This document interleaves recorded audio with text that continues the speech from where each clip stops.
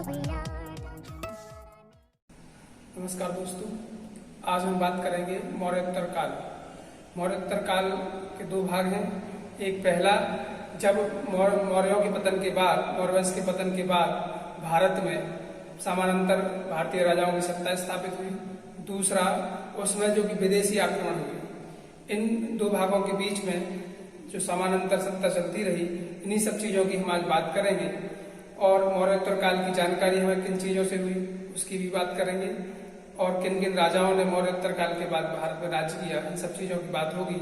और कौन कौन सी कलाकृतियां और कौन सी कला विकसित हुई और किस तरह क्या प्रभाव भारत पर पड़े, इन सब की बात आज के वीडियो में हम करेंगे।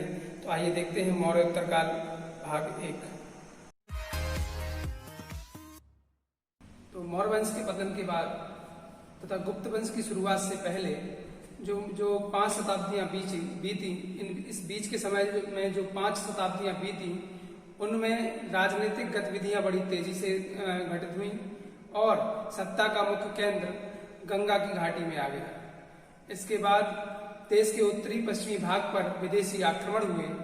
इन आक्रमणकारियों ने उत्तरी पश्चिमी सीमा प्रांत पर अपना शासन स्थापित कर लिया। इनमें और दूसरी तरफ शुंग, कर्ण, आंध्र, सातवाहन एवं बाकाटक आदि राज्य स्थापित हुए। मौर्य साम्राज्य के पतन के पश्चात लगभग 200 ईसा पूर्व जो काल आरंभ होता है, उसमें कोई बड़ा साम्राज्य नहीं था, परंतु उस काल में भारत के मध्य एशिया के साथ बहुत अच्छे संपर्क स्थापित हुए। और मौर्योत्तर काल की जानकारी देने वाले प्रमुख स्रोतों में, बौद्ध ग्रंथों में दिव्यवदान, ललित विस्तार, मंजूश्री कल्प, मिलिंद पनहु, महाभास जो कि पतंजलि द्वारा रचित है, गार्गी संहिता ये ज्योतिष ग्रंथ है, इसमें यवन आक्रमणों की जानकारी है, मालविका अग्निमित्रम ये कालिदास का एक नाटक है जिसमें पुष्यमित्र शुंग के लड़के अग्नि उत्तराधिकारी या उनके पुत्र अग्निमित्र की बारे में जानकारी है। अग्निमित्र ही इस नाटक के मुख्य नायक हैं। और चूंकि ये गुप्त काल का नाटक है, लेकिन इससे हमें शुंग काल के बारे में जानकारी प्राप्त होती है। अयोध्या लेख ये पुष्यमित्र शुंग के राज्यपाल धनदेव द्वारा लिखे थे। इसमें पुष्यमित्र शुंग के बारे में जानकारी प्राप्त होती है। बेसनगर का गरुड़ स्तंभ, पेरिप्लस ऑफ लिथियन, इसके बारे में, इससे भी हमें बहुत सारी जानकारी मिलती है। ज्योग्राफी जो कि टॉलमी की रचना है। इसके अलावा जूनागढ़ अभिलेख, नानाघाट अभिलेख, नासिक अभिलेख और थेरावली ये जैन ग्रंथ है। जूनागढ़ अभिलेख से हमें शक शासक रुद्रदमन से की जानकारी प्राप्त होती है। ये उनका संस्कृत भाषा का अभिलेख है। इससे हमें मौर्य वंश के बारे में भी जानकारी मिलती है और शुंग वंश के बारे में जानकारी मिलती है। नानाघाट अभिलेख हमें सातवाहन वंश के बारे में जानकारी देता है, जो कि नागानिका नामक एक रानी ने लिखा था, जो सतकर्णी प्रथम की रानी थी। इस अभिलेख से हमें पता चलता है सबसे पहले ब्राह्मणों को भूमि दान देने की प्रथा जो कि सातवाहनों ने शुरू की थी, उसकी जानकारी हमें नानाघाट अभिलेख से प्राप्त होती है। इसके बाद नासिक अभिलेख, ये गौतमी फलश्री की माता का अभिलेख है। इससे हमें बौद्धों को सबसे पहले भूमि अनुदान देने की जानकारी प्राप्त होती है, जो कि सातवाहनों ने शुरू की थी। इस समय के सिक्के बड़े महत्वपूर्ण थे। सिक्कों से इस समय के सिक्के राजाओं के नाम और तिथि के साथ ढलने लगे थे, जिससे इतिहास को क्रमबद्ध तरीके से व्यवस्थित करने में सहायता मिली। अब हम बात करते हैं शुंग वंश की। शुंग वंश का समय है 184 ईसा पूर्व से 73 ईसा पूर्व। इस वंश को ब्राह्मण साम्राज्य भी कहा जाता है। ऐतिहासिक स्रोतों से हमें पता चलता है कि अंतिम मौर्य शासक बृहद्रथ जब जन आकांक्षाओं को और जनहित की रक्षा को जन आकांक्षाओं को पूरा ना कर सका और जनहित की रक्षा ना कर सका, तो उसके सेनापति पुष्यमित्र ने उसकी हत्या कर दी, क्योंकि वह यवनों और विदेशियों के आक्रमण से अपनी जनता की रक्षा नहीं कर पा रहा था। इसलिए मौर्य सेनापति पुष्यमित्र ने बृहद्रथ की हत्या कर दी और मगध पर एक नवीन वंश शुंग वंश की नींव डाली। पुष्यमित्र शुंग ब्राह्मण था। ये भरद्वाज गोत्र के ब्राह्मण थे। पुष्यमित्र शुंग 185 ईसा पूर्व में मगध की गद्दी पर बैठा। इनकी प्रारंभिक राजधानी पाटलिपुत्र थी और इनकी नवीन राजधानी विदिशा थी। शुंग राजाओं ने राज्य स्थापित करने के बाद अपनी राजधानी विदिशा में स्थापित की। पुष्यमित्र शुंग के विषय में जानकारी, जैसा कि हम पहले ही बता चुके हैं, अयोध्या अभिलेख से प्राप्त होती है, जो कि इसके राज्यपाल धनदेव ने लिखा था। पुष्यमित्र शुंग के पुरोहित पतंजलि थे। पतंजलि ने पारणीकृत अष्टाध्यायी पर एक महाभाष्य नामक टीका लिखा। पुष्यमित्र शुंग ने 2 अश्वमेध यज्ञ और 1 रासु यज्ञ तरह करवाया और उनकी तरफ से इसमें पुरोहित पतंजलि थे। पुष्यमित्र शुंग ने के समय में यूनानियों का भारत पर आक्रमण हुआ और पुष्यमित्र शुंग ने प्रसिद्ध यूनानी आक्रमणकारी मेनांडर को पराजित किया। बौद्ध ग्रंथों में पुष्यमित्र शुंग को बौद्धों का विरोधी बताया गया है और ऐसा कहा गया है कि पुष्यमित्र शुंग ने अशोक के 84,000 स्तूपों को नष्ट करवा दिया था। ये बौद्ध ग्रंथ दिव्य बदान से हमें जानकारी प्राप्त होती है। पुष्यमित्र शुंग ने अशोक के जो अभिलेख, अशोक का जो स्तूप था सांची का, उसकी काष्ठ वेदिका के स्थान पर पाषाण वेदिका बनवाई, अर्थात जो लकड़ी की रेलिंग उन्होंने लगवाई थी उसके स्थान पर उन्होंने पत्थर की रेलिंग लगवाई। पुष्यमित्र शुंग ने भरूच स्तूप का निर्माण करवाया।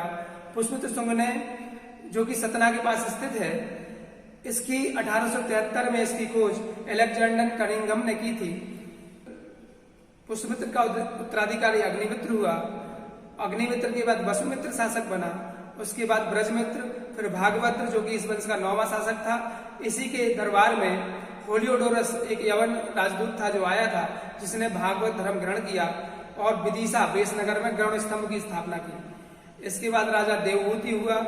यह शुंग वंश का अंतिम शासक था। इसकी हत्या इसके मंत्री वसुदेव ने 75 ईसा पूर्व में कर दी और एक नए वंश कर्ण वंश की स्थापना की। इस प्रकार 112 वर्ष शासन करने के पश्चात अंतिम राजा देवहूति के साथ ही इस वंश का अंत हो गया और मगध पर एक नवीन वंश कर्ण वंश की स्थापना हुई। कर्ण वंश का समय 75 ईसा पूर्व से 30 ईसा पूर्व तक माना जाता है। अंतिम शुंग शासक देवहूति की हत्या एक दासी पुत्र से हत्या करवा के वासुदेव ने कर्ण वंश की स्थापना की। पुराणों के अनुसार कर्णों ने 45 वर्ष तक शासन किया। इस वंश में केवल 4 शासक हुए, वासुदेव, भूमिमित्र, नागदत्त और सुशर्मा। इस वंश का अंतिम शासक सुशर्मा था और इस वंश के सुशर्मा की हत्या 30 ईसा पूर्व में सुमुख ने कर दी और एक नवीन ब्राह्मण वंश आंध्र सातवाहन की नींव डाली। सातवाहन या आंध्र वंश 30 ईसा पूर्व से 250 ईस्वी इसकी राजधानी प्रतिष्ठान थी और इसका संस्थापक सिमुख था। तो पुराणों में इस वंश को आंध्र कहा गया है, परंतु अभिलेखों में इन्हें सातवाहन कहा गया है, इसलिए इस वंश का नाम आंध्र सातवाहन वंश पड़ा। इसका क्षेत्र महाराष्ट्र और आंध्र प्रदेश, आंध्र दोनों था। पुराणों में इस वंश का संस्थापक सिमुख, सिंधुक अथवा क्षिप्रक बताया गया है। सातवाहन शासकों ने अपनी राजधानी प्रतिष्ठान में स्थापित की, जो महाराष्ट्र के औरंगाबाद जिले में स्थित है। महाराष्ट्र के औरंगाबाद जिले में गोदावरी नदी के किनारे स्थित है। इसके प्रमुख शासकों में सतकर्णी प्रथम इस वंश का प्रथम महान शासक था। इसने 2 अश्वमेध यज्ञ व 1 रासु यज्ञ किया। इसने दक्षिणाधिपति की उपाधि धारण की। इसकी रानी नागानिका ने एक नानाघाट अभिलेख से यह पता चलता है कि इसने 1ली शताब्दी ईसा पूर्व में ब्राह्मणों को भूमि अनुदान में दी, अर्थात ब्राह्मणों को भूमि दान देने का यह प्रथम अभिलेखीय साक्ष्य है। सतकर्णी प्रथम की मृत्यु के बाद उसकी पत्नी नागानिका ने अपने 2 अल्पवयस्क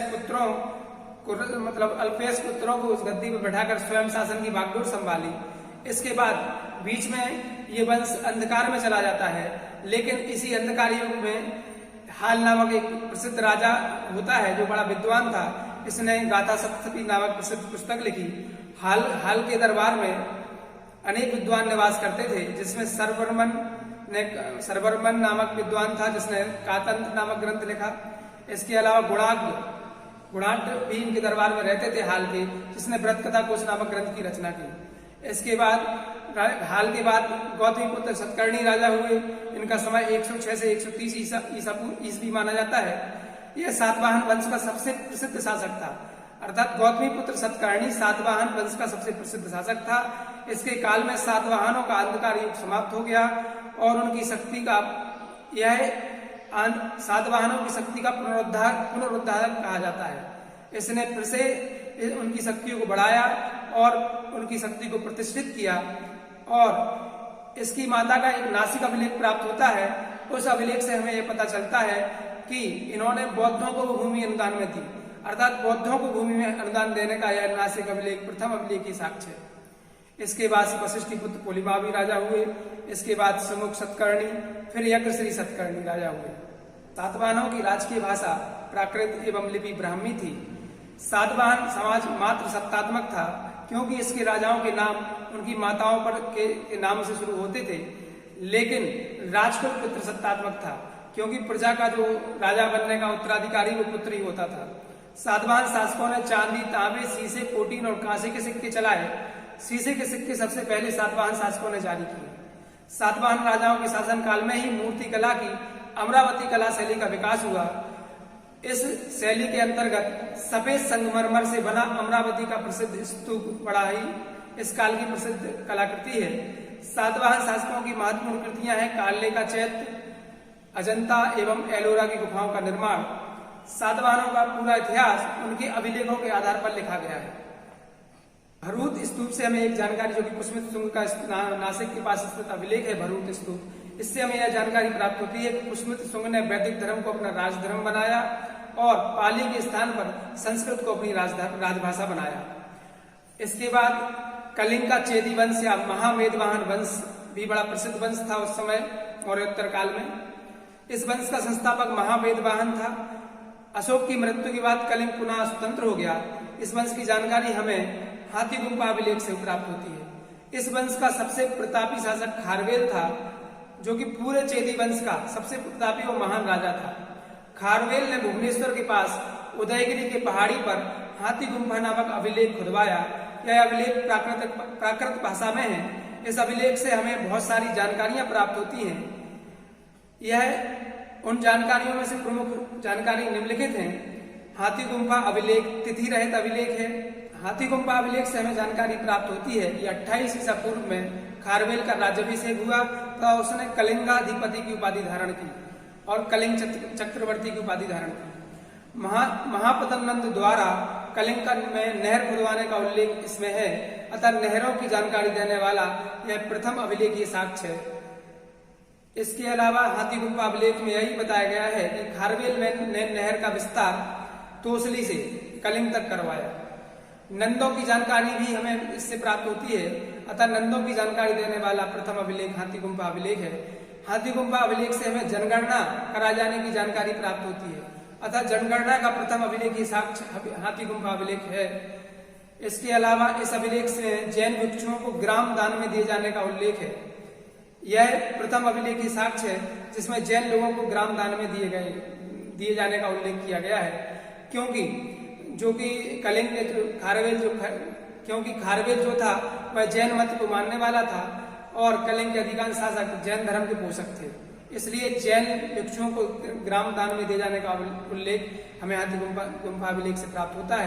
अपने शासन के 12वें वर्ष में खारवेल ने पाटलिपुत्र पर हमला किया और मगध शासक बृहस्पति मित्र को पराजित किया तथा वहां से जैन तीर्थंकर शीतलनाथ की मूर्ति वापस ले आया, जो सब पहले महापदम नंद अपने साथ कलिंग को जीतकर ले आया था। इसी अभिलेख में खारवेल द्वारा दक्षिण के 3 राजाओं चोल, चेर तथा पांड्य को पराजित करने का उल्लेख है। पांड्य शासक से उसने गधे से हल चलवाया।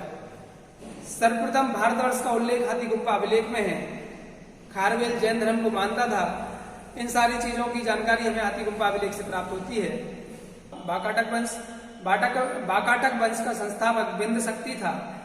इसने 255 ईस्वी में बाकाटक वंश की स्थापना की। बाकाटकों ने कुल 200 वर्षों तक शासन किया। इनकी राजधानी नंदीवर्धन या नागपुर थी। इस वंश में प्रवरसेन प्रथम, रुद्रसेन द्वितीय आदि प्रमुख राजा हुए। अजंता की गुफा संख्या 9 व 10 बाकाटक काल से संबंधित है। आप लोग हमारे चैनल से जुड़े रहें और चैनल को सब्सक्राइब कर लें। धन्यवाद।